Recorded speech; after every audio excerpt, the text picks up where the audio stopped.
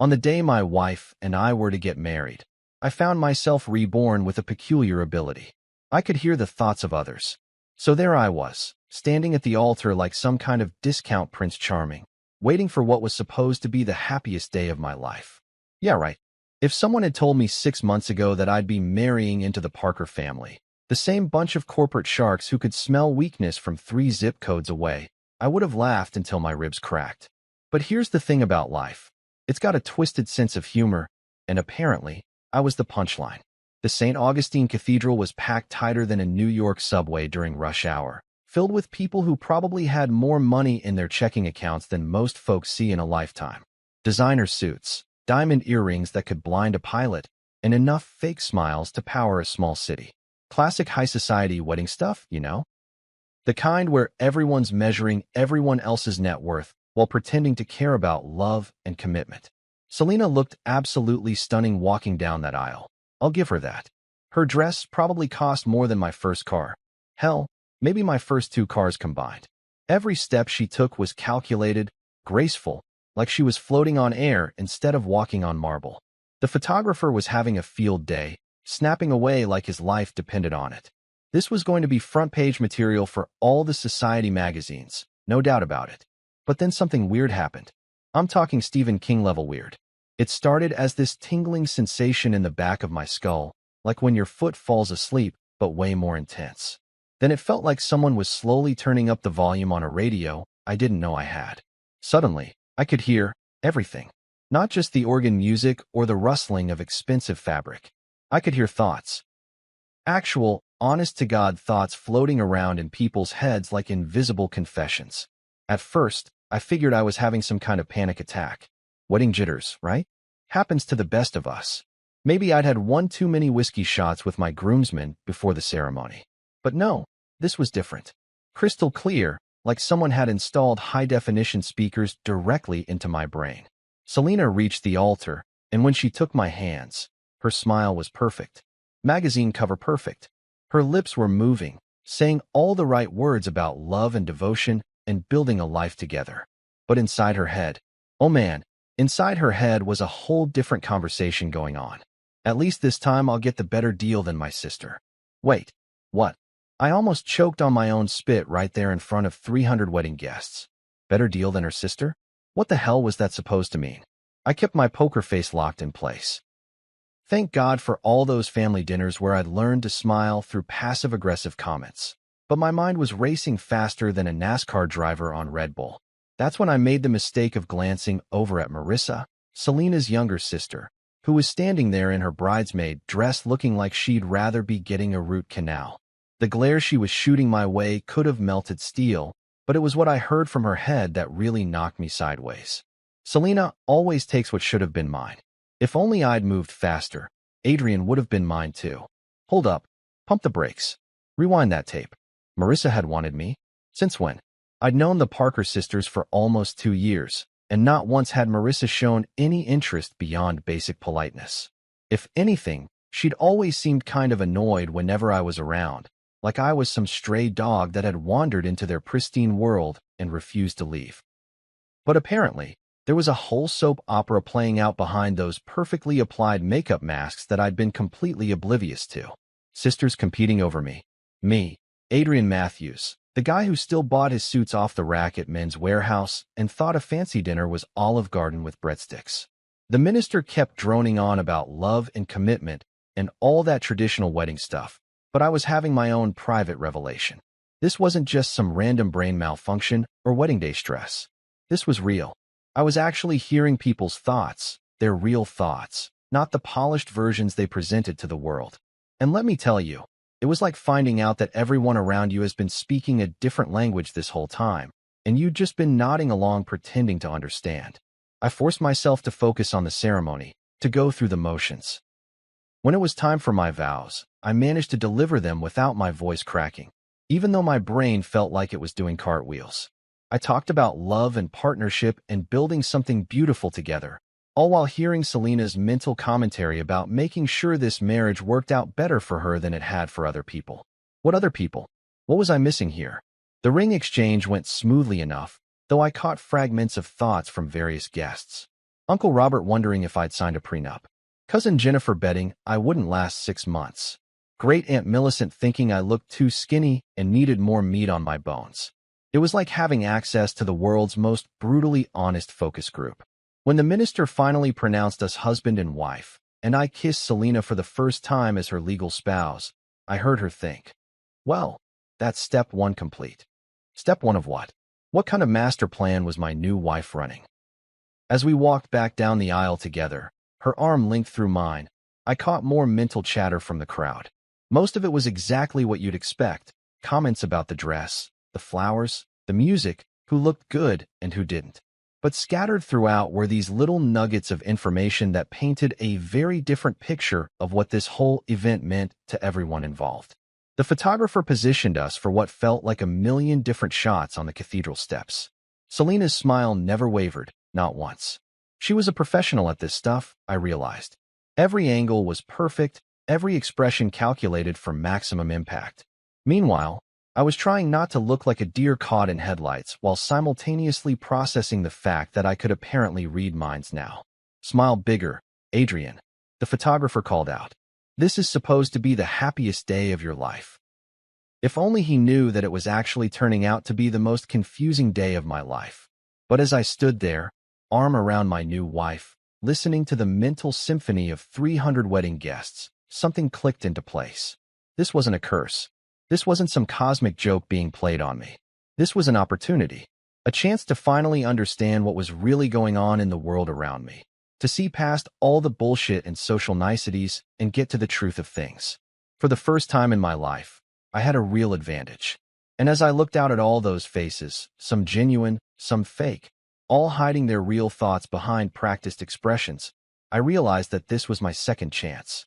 My opportunity to rewrite the story of my life, armed with information that nobody else knew I had.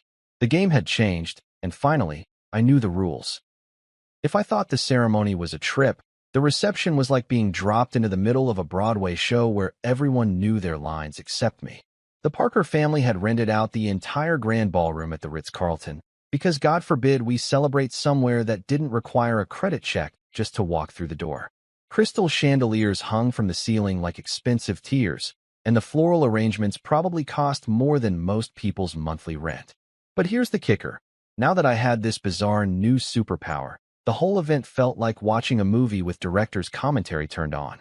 Except instead of learning about camera angles and lighting, I was getting a crash course in just how fake everyone around me really was. The receiving line was pure torture. Person after person came up to shake my hand and offer congratulations, their mouths saying one thing while their brains broadcast something completely different. Mrs. Henderson from the country club gushed about how beautiful the ceremony was while thinking about how my tuxedo looked cheap compared to what her son-in-law had worn. Mr. Whitman from the golf course told me I was a lucky man while mentally calculating whether I'd be worth networking with or if I was just arm candy for Selena. But the real entertainment started when Selena's brothers made their grand entrance into the receiving line. Dominic Parker strode up first, and let me tell you, this guy was like a walking advertisement for expensive cologne and cold shoulders. Tall, perfectly groomed, with the kind of sharp suit that screamed, I could buy and sell you before lunch. He'd barely acknowledged my existence during the engagement period, treating me like some random dude Selena had picked up at a coffee shop instead of the guy who was about to become his brother-in-law. His handshake was firm, too firm, like he was trying to prove something. And his smile was about as warm as a freezer burn.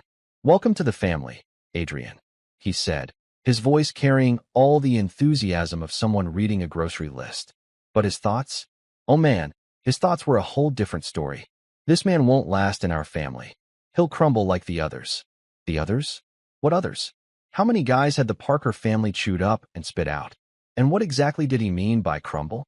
Was there some kind of hazing process I wasn't aware of? A secret Parker family initiation where they broke down outsiders until they either fell in line or fell apart. I kept my smile plastered on and squeezed his hand right back, maybe a little harder than necessary. Thanks, Dominic. Looking forward to getting to know the family better. His eyes narrowed slightly, like he was trying to figure out if there was some hidden meaning in my words.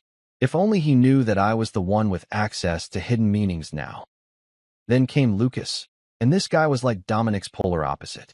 Where his older brother was all sharp edges and intimidation tactics, Lucas was warmth and charm turned up to 11. He pulled me into one of those backslapping bro hugs that politicians love so much, his smile wide enough to power a small city. "Adrian, my man, welcome to the crazy Parker circus." He laughed like we were old friends, like we'd been hanging out since college instead of having maybe a dozen conversations over the past 2 years. "Hope you're ready for the ride of your life, brother." The crowd around us chuckled at his infectious energy. Lucas had always been the family favorite at social events, the one who could work a room like a professional politician, making everyone feel like they were the most important person in the world. If Dominic was the corporate hammer, Lucas was the velvet glove. But then I heard his thoughts, and my blood turned to ice water. "Sooner or later, Adrian's place will be mine." What the hell did that mean? His place would be what exactly? My place as Selena's husband? My place in the family business? My place 6 feet underground?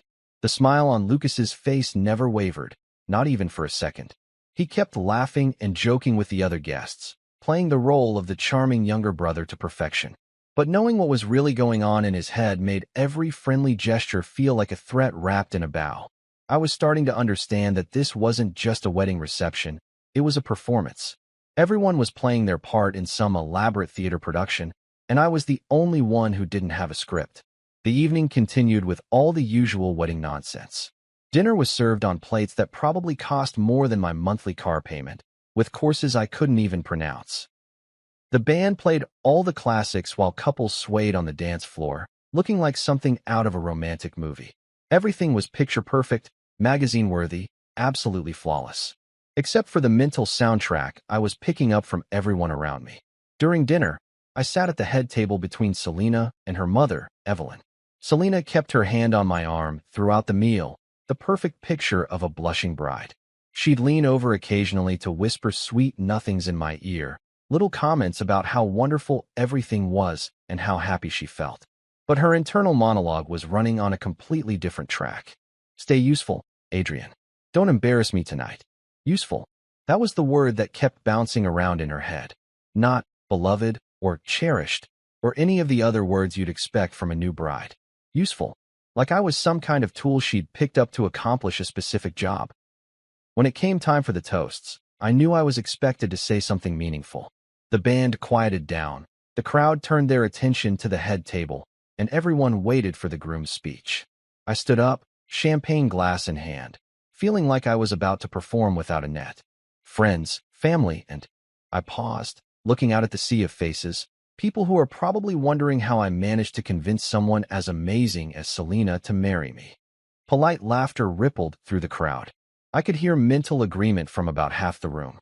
They say marriage is about finding your other half, but I think it's really about finding someone who makes you want to be better than you are. Someone who challenges you, supports you, and occasionally puts up with your terrible taste in movies. More laughter, warmer this time. Even some genuine smiles.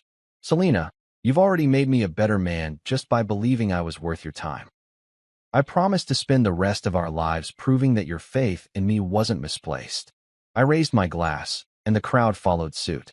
To new beginnings, to family, and to whatever adventures come next. The applause was genuine, the smiles seemed real, and for a moment, I almost forgot about all the mental commentary I'd been picking up. Almost. As I sat back down, Selena squeezed my hand and leaned over to kiss my cheek. "That was perfect," she whispered. In her head, I heard, "Good. He can speak in public without humiliating himself. That's something, at least." Yeah, this was definitely going to be interesting.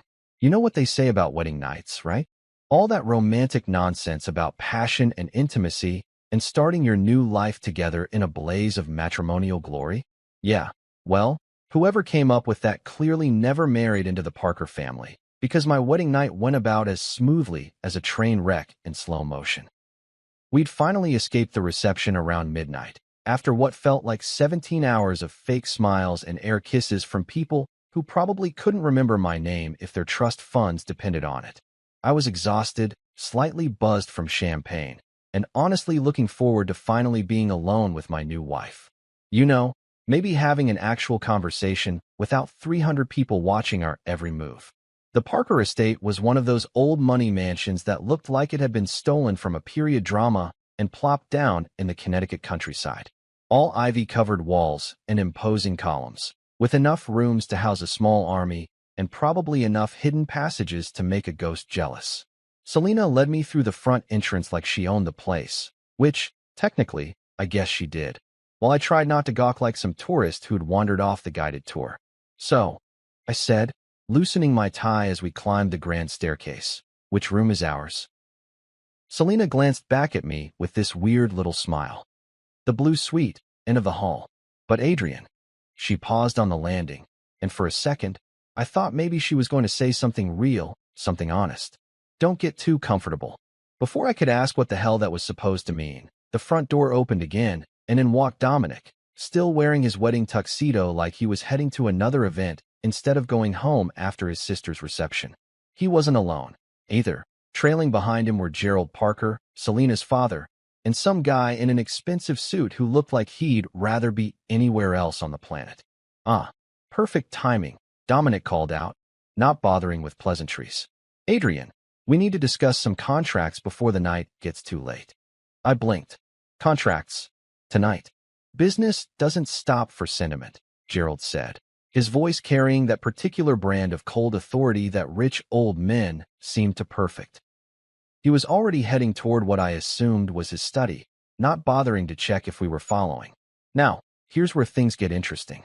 In my previous life, and yeah, I'm starting to think of everything before this mind-reading thing as my previous life, I would have absolutely lost my shit at this point. I mean, come on. It's my wedding night. I'm trying to figure out what the hell kind of marriage I've just gotten myself into, and these guys want to talk business?" I would have stormed out, probably said something about respect and boundaries, and generally made an ass of myself. But this time was different. This time, I had a front row seat to everyone's real thoughts, and what I was hearing was way more valuable than whatever wounded pride I might have been nursing. "Of course," I said, straightening my tie instead of loosening it further. "Lead the way." Selena's eyebrows shot up like I'd just announced I was joining the circus. I caught her thought clear as day. Is he scared of me? Or clever enough not to push? Clever. Definitely going with clever. The study was exactly what you'd expect from a family that probably had more money than some small countries. Dark wood paneling, leather-bound books that looked like they'd never been opened, and a desk the size of my first apartment. Gerald settled behind it like a king on his throne, while Dominic took one of the chairs facing him.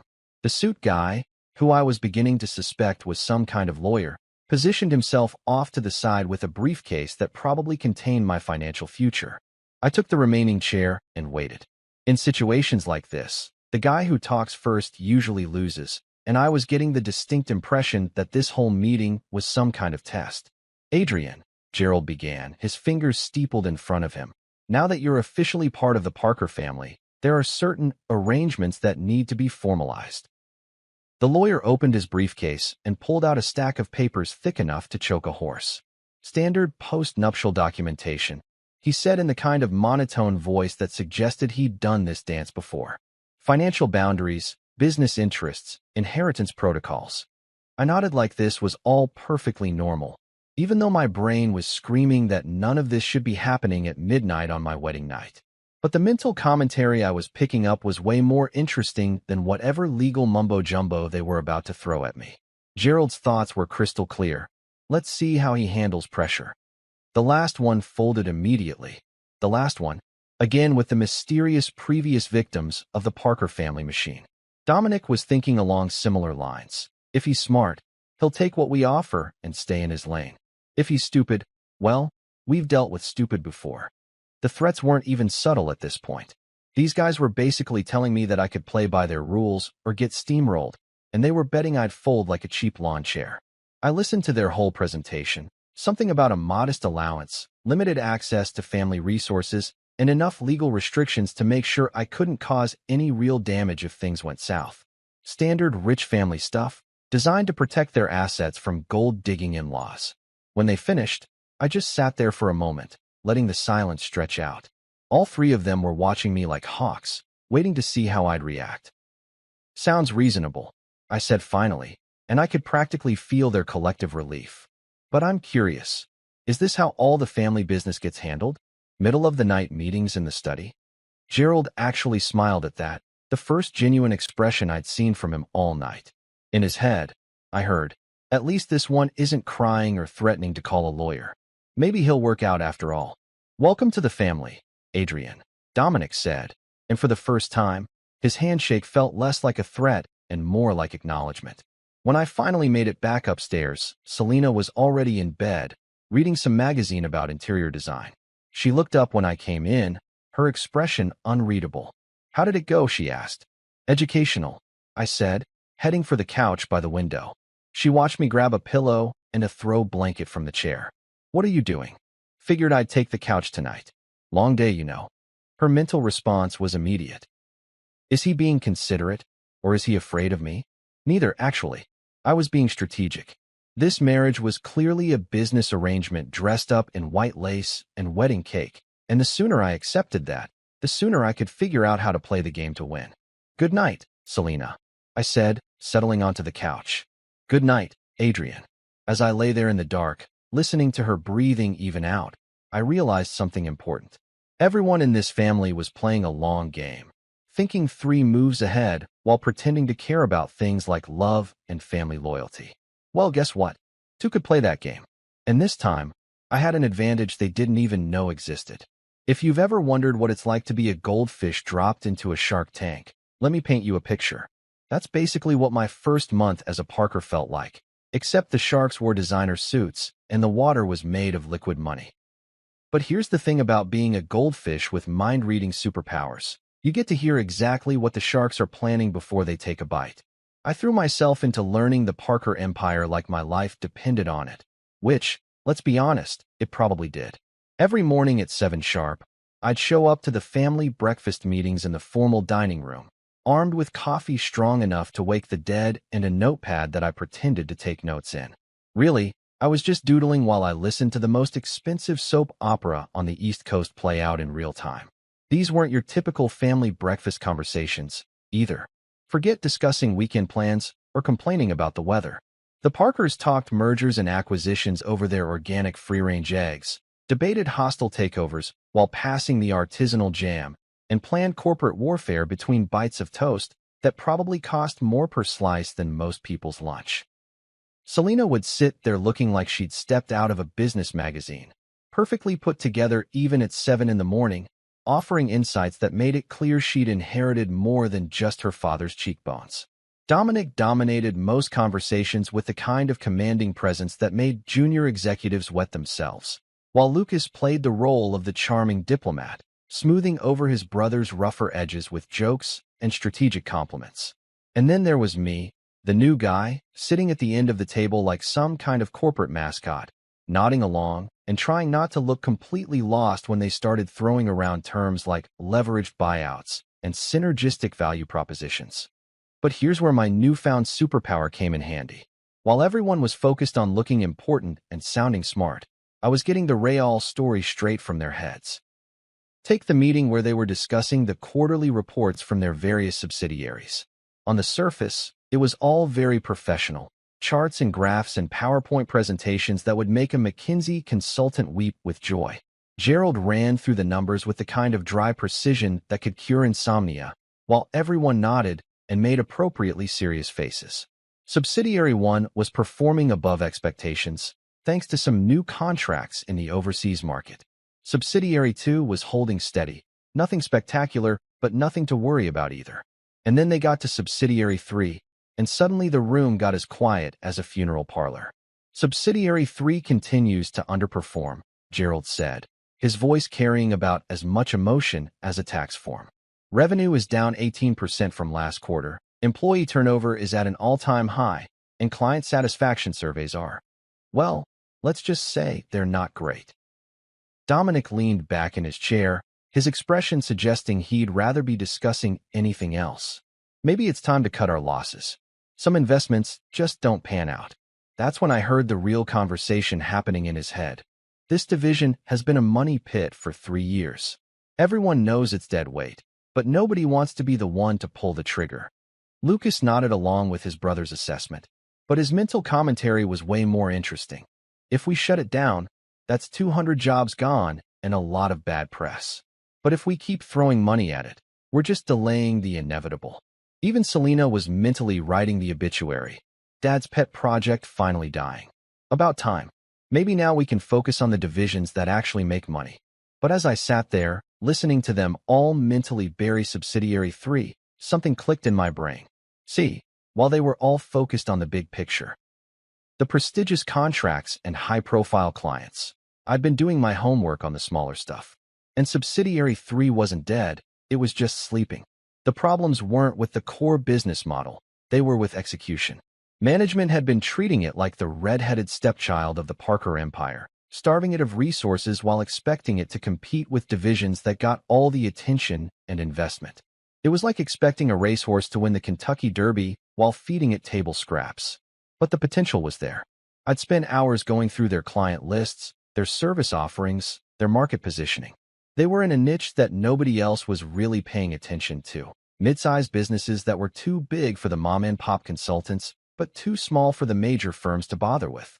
It was like finding a $20 bill that everyone had overlooked because it was crumpled up in the corner. What if we tried a different approach? I said, and suddenly every head in the room turned toward me like I'd just announced I was running for president. Gerald raised an eyebrow. You have thoughts on Subsidiary 3, Adrian? Here's where things got interesting. In my old life, I would have probably stammered out some half-baked idea and then retreated when faced with their skeptical stares. But armed with the knowledge of what everyone was really thinking, I had a completely different kind of confidence. I've been looking at their numbers, I said, keeping my voice steady. The problem isn't that there's no market for what they're offering. The problem is that they're trying to compete in the wrong market. Dominic's mental response was immediate. Great, the new guy thinks he's a business genius. This should be entertaining. But Gerald's thoughts were more curious. Let's see what he's got. Worst case, he embarrasses himself, and we move on. I pulled out the folder I'd been carrying around for the past week, filled with research I'd done during my late-night study sessions. They're positioned as a boutique consulting firm, trying to go head-to-head with companies that have 10 times their resources. But what if we reposition them as specialists? Target the mid-market companies that are being ignored by the big players. I walked them through my analysis. How Subsidiary 3 could pivot to focus on businesses with revenues between 10 and 50 million, companies that were too sophisticated for generic solutions, but too small to interest the major consulting firms. It was a sweet spot that nobody was really dominating, and with the right marketing and a few strategic hires, they could own that niche within 2 years. As I talked, I could hear the mental reactions shifting around the table. Skepticism was slowly giving way to curiosity, and curiosity was starting to look a lot like interest. When I finished my presentation, the room was quiet for a long moment. Then Gerald spoke up. That's actually not terrible, he said, and I heard his real thought. The boy might actually have a brain in his head. Interesting. Dominic was still skeptical, but even his mental commentary was grudging. It's not the worst idea I've heard. Might actually work if executed properly. And Lucas? His thoughts made me want to watch my back even more carefully. Smart play. Makes himself useful while taking on a project nobody else wants. Clever. Give me 6 months, I said, looking directly at Gerald. Let me take a hands-on role with Subsidiary 3. If I can't turn it around, you can shut it down and I'll take the blame. Selena's mental reaction was immediate. Is he insane? He's volunteering for a suicide mission. But Gerald was already nodding slowly. 6 months, he said.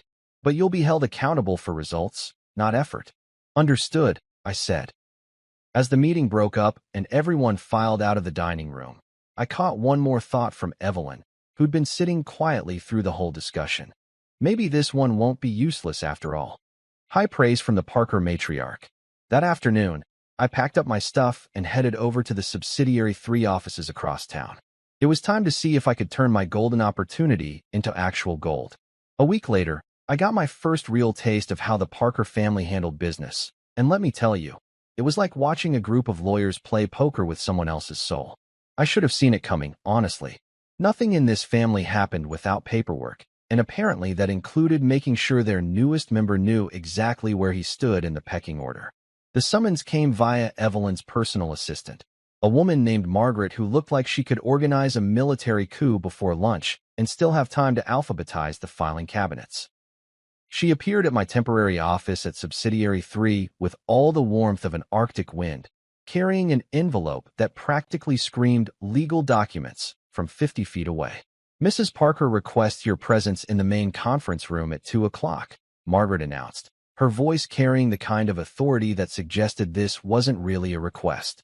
"Please bring your attorney." My attorney? I didn't have an attorney. Hell, the closest thing I had to legal representation was the guy who'd helped me refinance my car loan 2 years ago, and I was pretty sure his specialty was more affordable monthly payments than high-stakes family contract negotiations.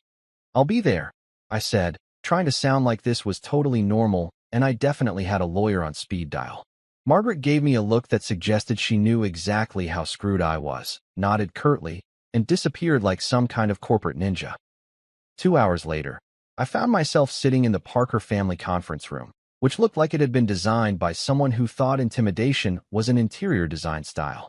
The table was massive enough to land a small plane on, surrounded by chairs that probably cost more than most people's cars. Floor-to-ceiling windows offered a view of the manicured estate grounds, and oil paintings of dead Parker ancestors glared down from the walls like they were personally offended by my presence. Evelyn sat at the head of the table, looking like she'd stepped out of a boardroom magazine spread. To her right sat some guy in a suit that screamed expensive lawyer, flanked by what I assumed were additional legal reinforcements. Gerald was there, naturally, along with Dominic, who looked like he was trying not to smirk. And then there was Marissa, sitting off to the side like she was watching a particularly entertaining tennis match. "Adrian," Evelyn began, her voice carrying the kind of polite formality that rich people used when they were about to screw you over with maximum courtesy. "Now that you've had time to settle into the family, we thought it would be appropriate to formalize certain arrangements." The lead lawyer, who introduced himself as Pemberton something or other from the kind of law firm that charged more per hour than most people made in a month, slid a document across the table that was thick enough to stop a bullet. "A post-nuptial agreement," Pemberton explained in the tone of voice that suggested this was all perfectly routine. "Standard provisions for asset protection and financial boundaries within the marriage." I picked up the document and started flipping through it, trying to look like I understood more than maybe 30% of the legal jargon. But here's the thing about having mind-reading powers. You don't need to understand the fine print when you can hear exactly what everyone's thinking about the big picture. Evelyn's mental commentary was brutal in its simplicity: a generous monthly allowance and one property upon dissolution of marriage. More than fair for someone who brought nothing to the table. Dominic was thinking along similar lines. The allowance is more than he was probably making before, and the property clause ensures he can't claim any real stake in the business if things go south. But it was Marissa's thoughts that really caught my attention. Once he's tied down, he'll have nothing when Selena's done with him. Just like the others. There it was again, the mysterious others. How many guys had been through this exact same process? How many had sat in this chair, looking at this same contract, thinking they were getting a fair deal? Gerald's mental voice was matter of fact. "We've learned from experience. Better to establish boundaries early than deal with messy complications later." I kept reading, noting the key provisions. A monthly allowance that was, admittedly, more than I'd been making at my previous job. Access to one of the family's smaller properties. A condo in the city that was probably worth more than I'd see in a lifetime. Healthcare, some investment accounts. All the basic stuff you'd expect. But zero stake in the actual Parker business empire. Zero input on major family decisions. Zero anything that would give me real power or influence beyond what they chose to grant me. "This is very generous," I said finally, setting the document down. "But I'd like to propose something different." The room went so quiet you could have heard a pin drop in the next county. I caught multiple mental reactions at once: surprise, confusion, and what felt like barely contained amusement from Marissa. "Different how?" Evelyn asked, her voice carefully neutral. I leaned back in my chair, trying to project confidence I didn't entirely feel. "The allowance and property are generous, but they're essentially golden handcuffs. Instead, I'd like to propose a performance-based arrangement." Pemberton's eyebrows shot up like I'd just suggested we all start juggling. "Performance-based? Give me 10% ownership of Subsidiary 3, I said, and I could practically feel the collective mental response of everyone in the room. "But only if I can turn it profitable within 12 months. If I succeed, I keep the stake. If I fail, I get nothing. No allowance, no property, no safety net. The silence stretched out long enough to film a nature documentary about it. I could hear thoughts flying around the room like pinballs in a machine. Evelyn's mind was practically screaming. Arrogant fool. Perfect. He'll bury himself, and we won't even have to pay him for the privilege. Gerald was more analytical. Interesting gamble. Either he succeeds and proves himself useful, or he fails and eliminates himself as a potential problem. Dominic's reaction was the most telling. He wants to tie his future to the one division everyone expects to fail. Either he's stupider than I thought, or he knows something we don't. But it was Marissa's mental celebration that really sealed the deal for me. Yes, he's volunteering to destroy himself. This is even better than I hoped. That's quite a proposal, Evelyn said slowly. You're essentially wagering your entire future on a failing business division. I am, I said, but I'm also betting on myself, which is more than this contract does. Gerald spoke up for the first time since I'd arrived. And if you fail? If Subsidiary 3 continues to hemorrhage money, and we're forced to shut it down, then I walk away with nothing, and you never have to see me again, I said. Clean break. No alimony, no complications. I could see the wheels turning in everyone's heads. From their perspective, this was a win-win situation. Either I somehow managed to turn around a business division that had been circling the drain for 3 years, which they clearly considered impossible, or I'd essentially volunteered to remove myself from their lives without costing them a dime. Evelyn looked at Gerald, who looked at Dominic, who shrugged like he was watching someone volunteer to jump off a cliff. 12 months, Evelyn said finally. But we'll need very specific performance metrics. Profitability isn't enough. We're talking about sustained revenue growth, client retention, market expansion. Agreed, I said. And if you fail, Dominic added, the failure has to be complete. No partial credit. No almost profitable. No excuses. Understood. Pemberton looked like he was watching a man sign his own death warrant, but he dutifully started making notes about revising the contract. This is highly irregular, he muttered. Life's irregular, I said. That's what makes it interesting. As the meeting broke up and everyone filed out, I caught one last mental comment from Evelyn. 12 months to prove he's not another disappointment. At least this way, when he fails, it'll be spectacular. Little did she know, I wasn't planning to fail. I was planning to rewrite the rules of the game entirely. And I had the advantage of knowing exactly what everyone expected me to do, which meant I could do the exact opposite and catch them all off guard. Game on, Parker family. Game on. If you've ever walked into a building that's been slowly dying for years, you know that particular smell, part stale coffee, part broken dreams, with just a hint of, what the hell happened here? That's exactly what hit me when I walked into the Subsidiary 3 offices for my first day as the guy supposedly crazy enough to think he could resurrect this corporate zombie. The place looked like a museum exhibit titled, How Not to Run a Business.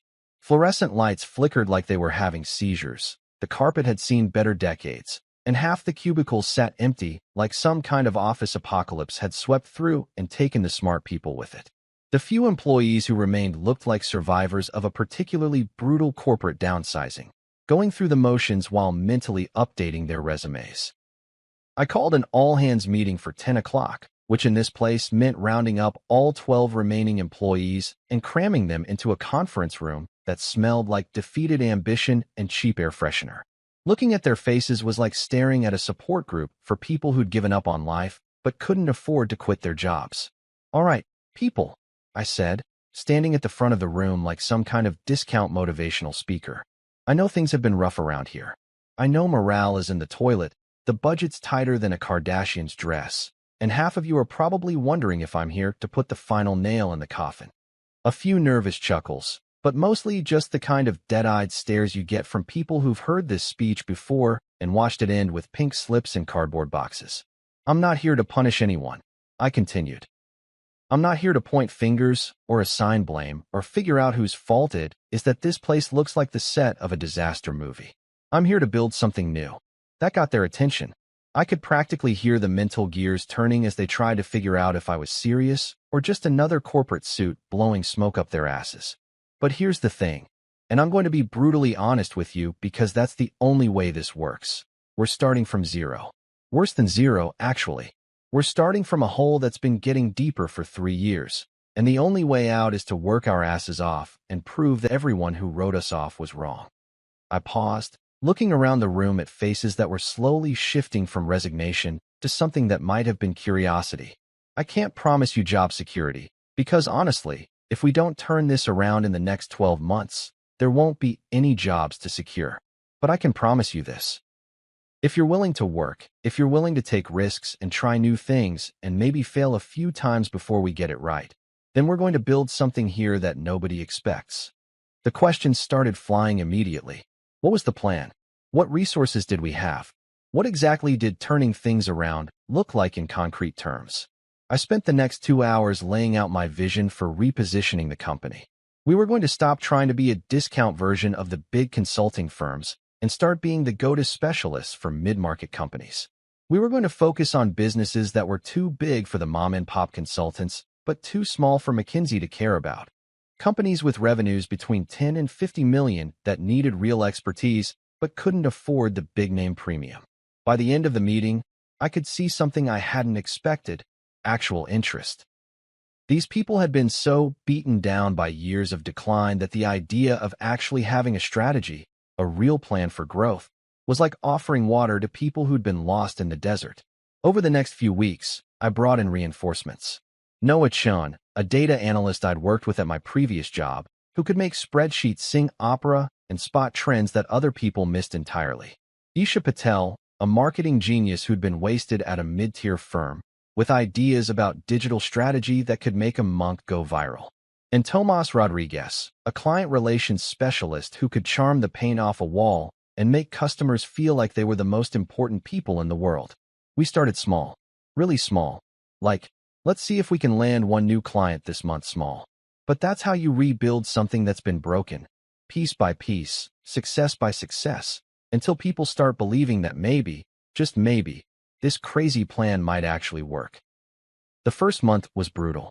We were working 12-hour days, living on coffee and takeout, trying to rebuild systems that had been held together with duct tape and wishful thinking. I was pulling in favors from every contact I'd made in my previous career, pitching to companies that had never heard of us, trying to convince people that a consulting firm on life support could somehow solve their problems. But then something weird started happening. We began getting results. Small ones at first, a client retention project here, a process optimization contract there, but real, measurable wins that showed up on the bottom line. The mood in the office started shifting from funeral parlor to something that almost resembled optimism. That's when the sabotage started. It began with little things. Roses appearing on my desk with no card attached, like some kind of creepy secret admirer situation. I'd hear whispers in the mental background. Fragments of thoughts about setting him up for scandal and let the press eat him alive. Someone was definitely gunning for me, but they were being subtle about it. The sprinkler incident wasn't subtle at all. I came in one Monday morning to find our entire records room flooded. Not just damp, completely soaked, with water still dripping from the ceiling and filing cabinets that looked like they'd been through a hurricane. The official story was a malfunction in the sprinkler system, but I caught a crystal-clear thought from Marissa when she stopped by to see how we were handling the crisis. Try saving it now. Her mind was practically singing with satisfaction. What she didn't know was that I'd learned from watching the Parker family operate. You always have backups. Always. Every important document, every client file, every piece of data that mattered was stored digitally in 3 different locations, including an off-site server that could survive a nuclear apocalypse. By Friday, we were fully operational again, and our response time to the crisis had actually impressed a few potential clients who'd heard about the flood. Nothing says reliable business partner like bouncing back from disaster without missing a beat. When Marissa showed up that Friday afternoon, expecting to find us packing boxes and updating our LinkedIn profiles, the look on her face was worth every hour of sleep I'd lost that week. I smiled at her from behind my desk, surrounded by the hum of a fully functional office, and watched her thoughts dissolve into panic. How is this possible? Her mind was screaming. Everything should be destroyed. Thanks for stopping by, Marissa, I said cheerfully. Always nice to see family taking an interest in the business. She left without saying a word. but I could practically hear her mental wheels spinning as she tried to figure out what had gone wrong with her sabotage attempt. That night, as I locked up the office and headed home, I realized something important. The Parker family had spent so much time playing defense, protecting what they had, that they'd forgotten how to play offense. They were used to people who could be intimidated, bought off, or simply worn down by the grind. They weren't used to people who fought back, and they definitely weren't used to people who could hear them planning their next move. The Parker family's annual charity gala was the kind of event that made the Met Gala look like a church bake sale. We're talking about 500 of the richest, most powerful people on the East Coast, all crammed into the ballroom of the Plaza Hotel, wearing enough diamonds to blind a satellite and dropping more money on silent auction items than most people made in a year. It was conspicuous consumption disguised as philanthropy, and everyone played their part like they were auditioning for roles in lifestyles of the rich and shameless. I'd been dreading this thing for weeks. Not because I couldn't handle a fancy party. Hell, after 6 months of dealing with Parker family dynamics, I could probably charm my way through a dinner with serial killers. No, I was nervous because events like this were breeding grounds for the kind of social warfare that the Parkers had turned into an art form, and I had a feeling that tonight was going to be the night someone decided to make their move. Selena looked absolutely stunning in a midnight blue gown that probably cost more than a luxury car, moving through the crowd like she owned the place, which, technically, her family kind of did. She'd been playing the perfect supportive wife all evening, hanging on my arm and making small talk with society matrons who could buy small countries if the mood struck them. But I could hear the undercurrent of tension in everyone's thoughts. There was something brewing tonight, something bigger than the usual petty gossip and social maneuvering that typically dominated these events. The evening started normally enough. Cocktail hour featured the usual suspects: investment bankers comparing yacht sizes, real estate moguls discussing their latest acquisitions, and politicians working the room like they were running for office. I played my part, making conversation about market trends and shaking hands with people whose net worth had more zeros than a mathematician's fever dream. Gerald was holding court near the bar, surrounded by a cluster of business leaders who hung on his every word like he was dispensing financial gospel. Evelyn was working the room with surgical precision, making sure to speak to everyone who mattered while gracefully avoiding anyone who didn't. Dominic and Lucas were tag-teaming various groups, playing their usual good cop/bad cop routine with potential business partners. I was halfway through a conversation with some hedge fund manager about overseas investment opportunities when I caught a fragment of thought from across the room that made my blood run cold. Tonight's the night. Finally going to show everyone what the Parker family really is. The thought came from somewhere in the crowd, but with all the mental chatter bouncing around the ballroom, I couldn't pinpoint the source. All I knew was that someone was planning something big, and it wasn't going to be pretty. I excused myself from the hedge fund conversation and started moving through the crowd, trying to look casual while listening for more details. The problem with events like this is that everyone's thinking about a dozen different things at once: stock prices, social climbing, who's sleeping with whom. So finding one specific threat is like trying to find a needle in a haystack made of other needles. Then I saw him. Leo Castellanos, some mid-level tech entrepreneur who'd been trying to break into the Parker family's inner circle for years, was standing near the auction tables with a tablet in his hands and a look on his face that screamed, "I'm about to do something really stupid." His thoughts were crystal clear and absolutely terrifying. Time to show everyone the real Parker financials. Let's see how charitable they feel when the world knows where their money really comes from. Oh shit. I started moving toward him, but I was on the opposite side of the ballroom, and there were about 200 people between us. Leo was fiddling with his tablet, connecting it to something, probably the hotel's wireless system, or maybe even the gala's own projection equipment. "Ladies and gentlemen," Leo's voice suddenly boomed through the ballroom's sound system, amplified by microphones that were supposed to be used for the charity presentation. "If I could have your attention for just a moment." The crowd turned toward him, probably expecting some kind of surprise announcement or maybe an impromptu speech about the evening's charitable cause. Gerald's face had gone the color of ash, and I could hear his panicked thoughts from 50 feet away. What the hell is he doing? How did he get access to? Leo held up his tablet with a grin that belonged in a horror movie. "I think you'll all find this very interesting. especially those of you who've been wondering where exactly the Parker family's charitable donations have been going. The main projection screen at the front of the ballroom flickered to life, and suddenly everyone was staring at what looked like internal Parker Industries financial documents. Spreadsheets, bank transfers, shell company formations, the kind of paperwork that was never supposed to see the light of day, let alone get projected in front of 500 of the most influential people in the country. The ballroom erupted into chaos. People were pulling out their phones, taking pictures, recording videos. Evelyn looked like she was about to faint, while Dominic was pushing through the crowd toward Leo with murder in his eyes. The society reporters who'd been covering the event for their lifestyle sections suddenly realized they'd stumbled into the biggest financial scandal of the year. But here's the thing about having mind-reading powers. You get to hear the real story behind the chaos. Finn Parker, Gerald's younger brother and the family's head of security, was already on his phone, his thoughts racing as he tried to trace where the information had come from. Check Leo's device history. Check the upload logs. Find out how he got access to these files. Lucas was thinking damage control. How much of this is real? How much can we discredit? We need lawyers, PR specialists, and probably a small army of fixers. But it was Marissa's mental voice that caught my attention, because instead of panic, I heard something that sounded a lot like satisfaction mixed with fear. Perfect. Let Leo take the fall while everyone focuses on the financials. By the time they figure out the real source, it'll be too late. The real source. Leo wasn't the mastermind here. He was the fall guy. Finn must have been thinking along the same lines, because his mental commentary suddenly shifted.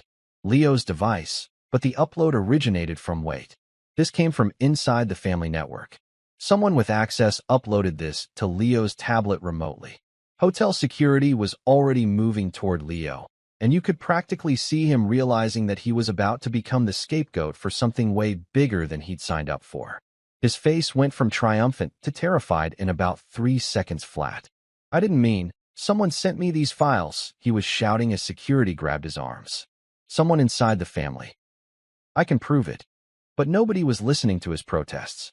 The crowd was too busy gossiping about the financial revelations, and the Parker family was too busy going into crisis mode to care about Leo's claims of innocence. Finn checked his phone again, and I caught his discovery loud and clear. Upload traced to Marissa's personal device. Last night, 11:47 p.m.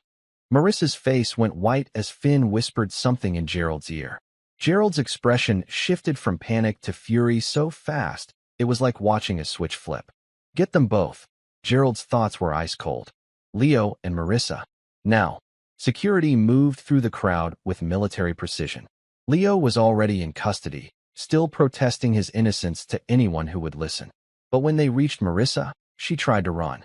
She made it maybe 10 feet before 2 very large men in very expensive suits blocked her path. The crowd watched in stunned silence as the youngest Parker daughter was escorted out of her own family's charity gala, screaming about being framed and demanding that someone call her lawyer. Adrian set me up, she was shouting as they dragged her toward the exit. He's been planning this. He framed us both.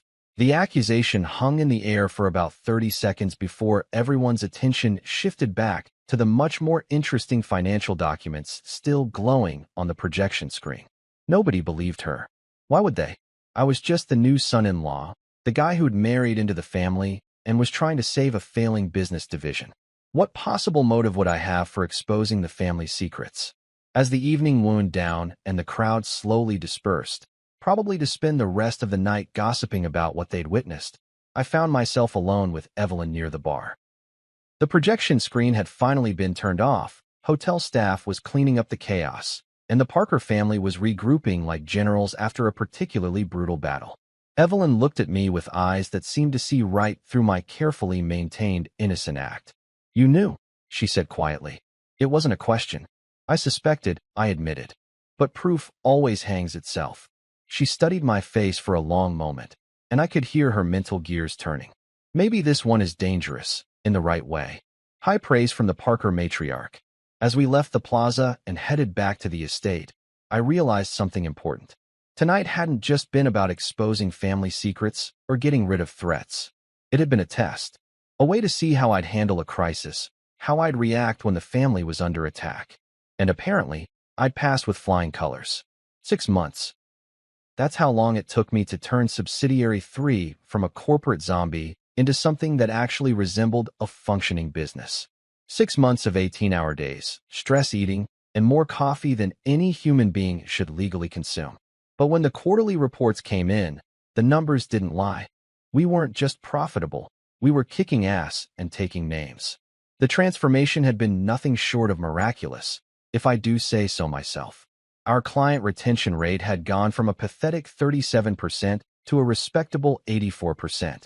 We'd landed 12 new contracts in the mid-market space, exactly where I'd predicted we could dominate. Revenue was up 130% from the same period last year, and for the first time in 3 years, Subsidiary 3 was actually contributing to the Parker family's bottom line instead of bleeding money like a stuck pig. I was sitting in my office, staring at the latest numbers on my computer screen and trying not to look too smug about the whole thing, when Margaret, Evelyn's assistant and general harbinger of family drama, appeared in my doorway with that particular expression that meant someone important wanted to see me.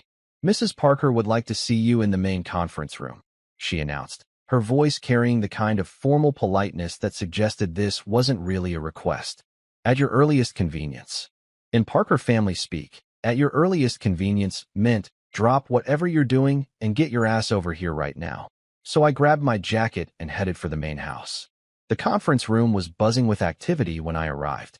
The entire Parker clan was there: Gerald, Evelyn, Dominic, Lucas, Selena, along with what looked like half the senior management team and a few people I didn't recognize, but who carried themselves like they owned small countries.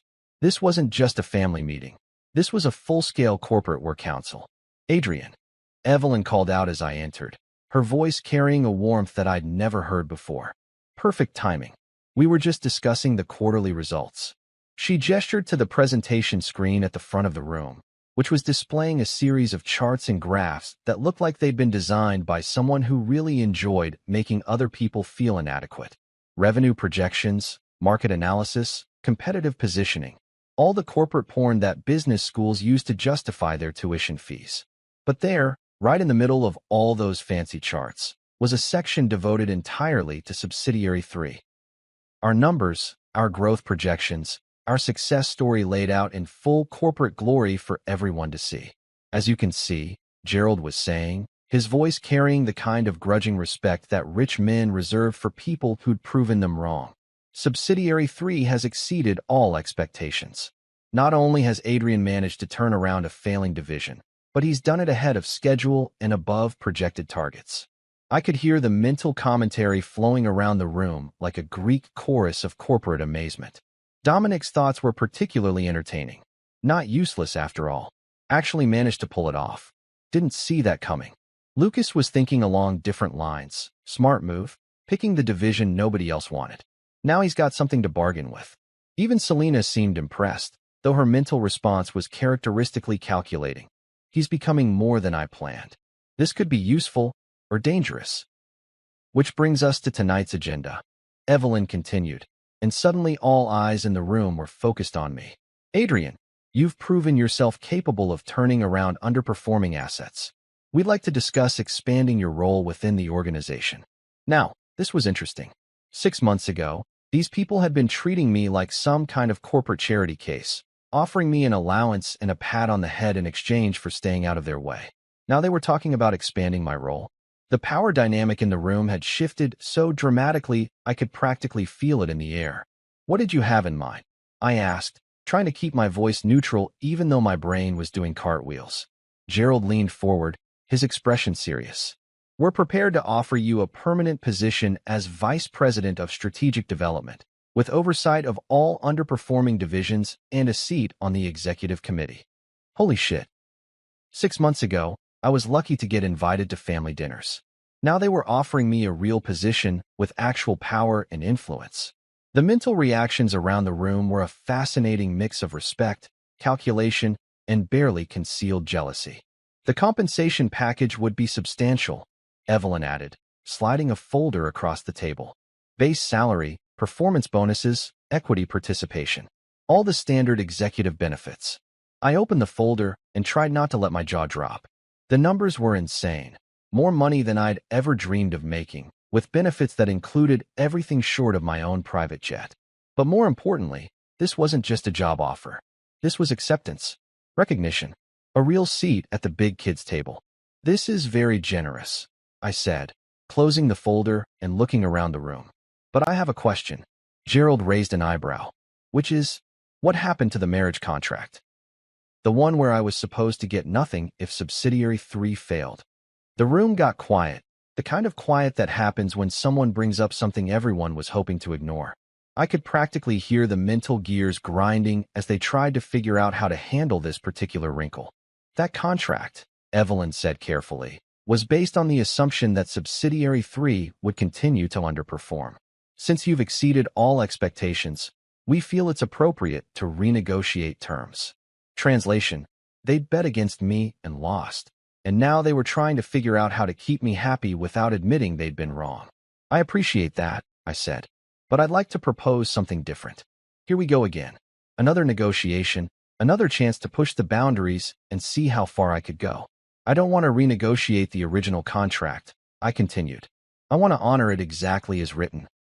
I turned subsidiary 3 profitable within 12 months, which means I get my 10% ownership stake. But I'd like to add something to the deal. Dominic's mental response was immediate. Here it comes. He's going to try to leverage this into something bigger. What kind of addition? Gerald asked, his voice carefully neutral. A partnership, I said simply. Not just with subsidiary 3, but with the entire Parker organization. I want to be treated as an equal partner, not just another employee on the payroll. The silence that followed was so profound you could have heard a stock price drop. I was essentially asking to be brought into the inner circle of one of the most powerful families on the East Coast, based on 6 months of success, with a division they'd been ready to shut down. But here's the thing about the Parker family. They respected power, and success was the ultimate form of power. I'd proven that I could deliver results, that I could handle pressure, and that I wasn't going to fold under their particular brand of psychological warfare. Finn Parker, who'd been quiet throughout the entire meeting, suddenly spoke up. No more convenience marriage, he said, his voice carrying the weight of someone making a momentous decision. A real partnership. His thoughts were crystal clear. This man could be my equal. Finally, someone who understands how the game is really played. The room held its breath as Gerald and Evelyn exchanged glances. This wasn't just about business anymore. This was about family, about power, about who got to sit at the head of the table when the Parker empire made its next move. Very well, Evelyn said finally, her voice carrying the kind of finality that suggested the decision had been made. Equal partnership it is. That night, as Selena and I sat in our bedroom, our actual shared bedroom, for the first time since our wedding night, she asked the question I'd been expecting. Do you regret this marriage?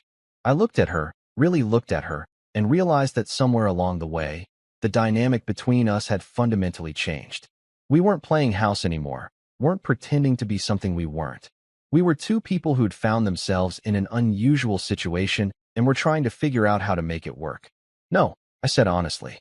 I don't regret it. Her mental response was immediate. He's becoming more than I planned. Can I control him still? The answer, I realized, was no. She couldn't control me anymore, and neither could the rest of the Parker family. I'd proven myself, carved out my own space, and established my own power base within their empire. For the first time since our wedding day, I felt like I was exactly where I belonged. The greenhouse summons came on a Tuesday morning, delivered with the kind of formal politeness that meant serious business was about to go down. Evelyn Parker didn't invite people to her private greenhouse for casual chats about the weather. This was her inner sanctum, the place where the real decisions got made and where she could speak freely without worrying about corporate lawyers or board members recording every word for posterity. I found her among the orchids, tending to some exotic bloom that probably cost more than most people's cars. She was wearing gardening gloves that looked like they'd never seen actual dirt, and her silver hair was pulled back in the kind of elegant bun that screamed, "I run empires in my spare time." The greenhouse itself was like something out of a botanical fever dream. Rare plants from 6 continents, climate control systems that could probably terraform Mars, and enough natural light to power a small city. "Adrian," she said without looking up from her flowers, "thank you for coming." "Always a pleasure, Evelyn," I replied, though we both knew this wasn't about pleasure. This was about power and the careful redistribution of it within the Parker family hierarchy. She finally turned to face me, her expression unreadable but her mental voice crystal clear. He can smile in front of cameras and bare teeth in silence. He is my heir in spirit. Her heir in spirit. Holy shit. You've proven yourself over the past months, she continued out loud, her voice carrying the kind of authority that made politicians wet themselves. Not just with Subsidiary 3, but with how you've handled the family dynamics, the external pressures, the various complications that have arisen. By complications, she meant everything from Marissa's sabotage attempts to the charity gala scandal to the general clusterfuck of trying to integrate an outsider into one of the most insular families on the eastern seaboard. Which is why, she said, moving to another section of Rare Blooms, I'm putting you in charge of the Parker Foundation. The Parker Foundation. The family's public face, their charitable arm, and the vehicle through which they exercise soft power across 3 states and half a dozen industries. It wasn't just about writing checks to worthy causes. It was about influence, about relationships, about being able to pick up the phone and make things happen at the highest levels of government and business. That's quite an honor, I said, trying to keep my voice steady even though my brain was doing victory laps. It's quite a responsibility, she corrected. The foundation handles over $200 million in annual giving. We fund everything from medical research to educational initiatives to disaster relief. Every decision you make will be scrutinized by the media, by our competitors, and by people who would love nothing more than to see the Parker family stumble. I nodded, understanding the weight of what she was offering. This wasn't just a job. It was a test of whether I could handle being the public face of the Parker empire, whether I could navigate the treacherous waters of high-stakes philanthropy without drowning the family's reputation in the process. From now on, Evelyn continued, you'll run the foundation in public. Press conferences, donor meetings, board presentations. You'll be the face that people associate with Parker charitable giving. The implications were staggering. 6 months ago, I'd been lucky to get invited to family dinners. Now I was being positioned as the public representative of one of the most powerful philanthropic organizations in the country. That week, I threw myself into the role like my life depended on it, which, honestly, it probably did. The Parker Foundation operated out of a gleaming office building in Midtown Manhattan, all glass and steel and expensive art that screamed, "We have more money than God, and we're not afraid to show it." The staff was a mixture of idealistic do-gooders who genuinely believed in making the world a better place and cynical political operators who understood that charity was just another form of power projection. My first major initiative was launching a new scholarship program for first-generation college students, kids whose parents had never set foot on a university campus, but who had the brains and drive to succeed if given the chance. It was the kind of feel-good story that the media loved, and it positioned the Parker family as champions of the American dream rather than just another dynasty hoarding wealth like dragons guarding gold. But I also made some strategic personnel changes that sent a clear message about how things were going to operate under my leadership. I brought back 3 employees who'd been quietly forced out during the previous administration. People whose only crime had been asking uncomfortable questions about where certain donations were really going. I restructured the investment committee to include more diverse voices and fewer cronies. And I launched a transparency initiative that published detailed financial reports about every dollar the foundation spent. The press ate it up. Within a month, I was being profiled in Forbes as the Iron Groom, the outsider who'd married into one of America's most powerful families and was now reshaping their public image from the inside. The New York Times ran a piece about the new generation of philanthropic leadership. Even the Wall Street Journal, which usually treated charity work like some kind of quaint hobby for rich people with too much time on their hands, devoted editorial space to praising the foundation's innovative approach to strategic giving.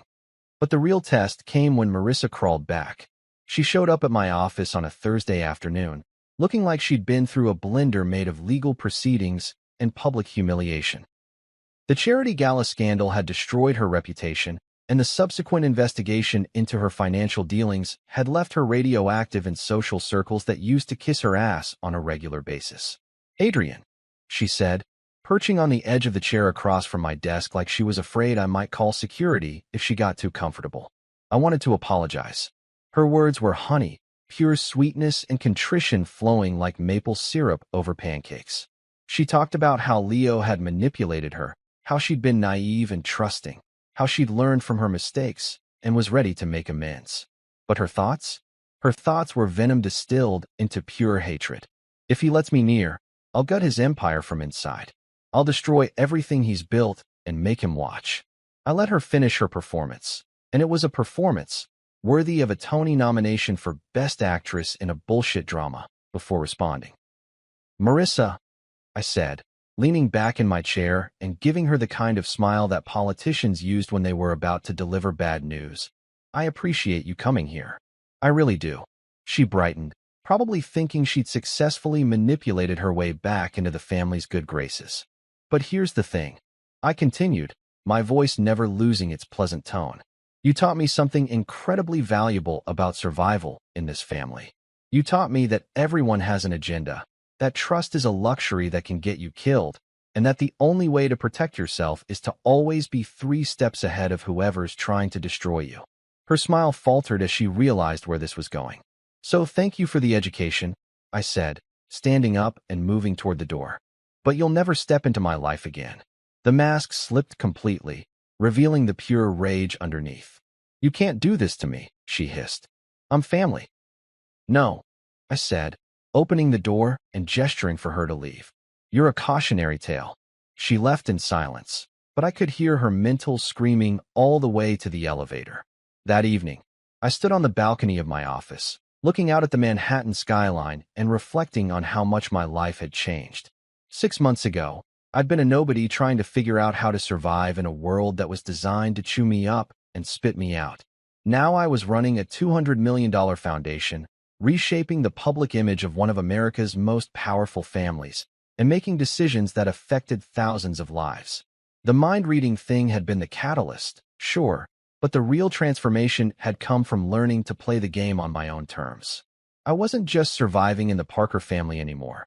I was thriving, and I was doing it by being smarter, more strategic, and more ruthless than anyone had expected. Tomorrow, I had a meeting with the mayor about a new urban development initiative. Next week, I was scheduled to testify before a congressional subcommittee about philanthropic reform. Next month, I'd be keynoting a conference about the future of charitable giving. Not bad for a guy who'd started this journey as wedding decoration for a family that collected powerful men like trophies. Not bad at all. The boardroom felt different this time. 6 months ago, I'd sat at the far end of this same mahogany table like some kind of corporate mascot, nodding along while the real players made the real decisions. Now I was sitting 3 seats from the head, with my own nameplate and my own stack of quarterly reports that actually mattered. Gerald Parker was wrapping up the meeting with his usual dry precision, running through numbers that would make most people's heads spin.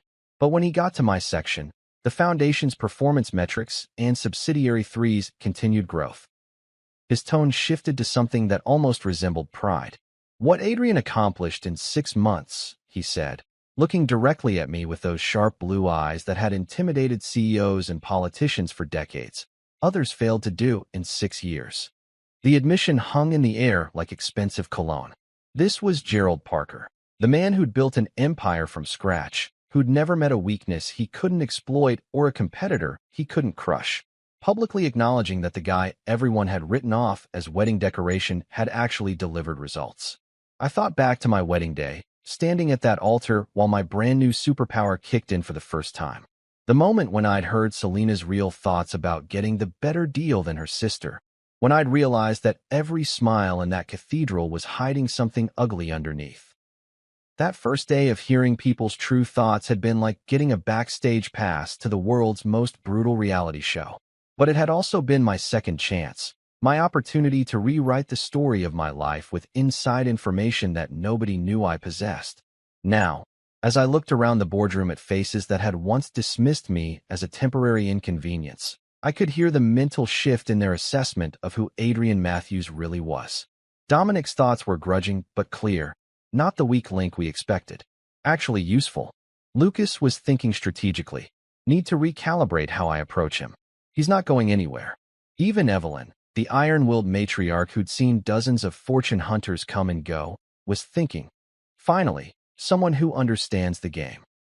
That night, Selena and I sat across from each other at dinner. Really sat across from each other, not just occupying the same space while thinking about other things. The dynamic between us had evolved from awkward strangers playing house to something that almost resembled a real partnership. You know, she said, cutting into her salmon with surgical precision, I never expected this. Expected what? You. She looked up from her plate, and for once, her mental voice matched her spoken words. Maybe I underestimated you. Maybe I need you more than you need me. I raised my wine glass in a mock toast. To unexpected outcomes. She smiled. A real smile, not the magazine-perfect expression she usually wore, and clinked her glass against mine. Being reborn hadn't just been about gaining the ability to read minds. It had been about learning to see past the surface, to understand that everyone was playing a game, and that the only way to win was to play it better than anyone expected. I wasn't the weak groom who'd stumbled into a family of sharks anymore. I wasn't the convenient husband who could be discarded when his usefulness expired. I wasn't living in anyone's shadow, following anyone's script, or dancing to anyone's tune. I was Adrian Matthews, Vice President of Strategic Development, Director of the Parker Foundation, and equal partner in one of the most powerful families on the Eastern Seaboard. I was the guy who'd taken a failing business division and turned it into a profit center. I was the man who'd survived corporate sabotage, family warfare, and public scandals without breaking a sweat. Most importantly, I was the architect of my own fate. And every whisper in every room proved that I was no longer just surviving in this world. I was conquering it.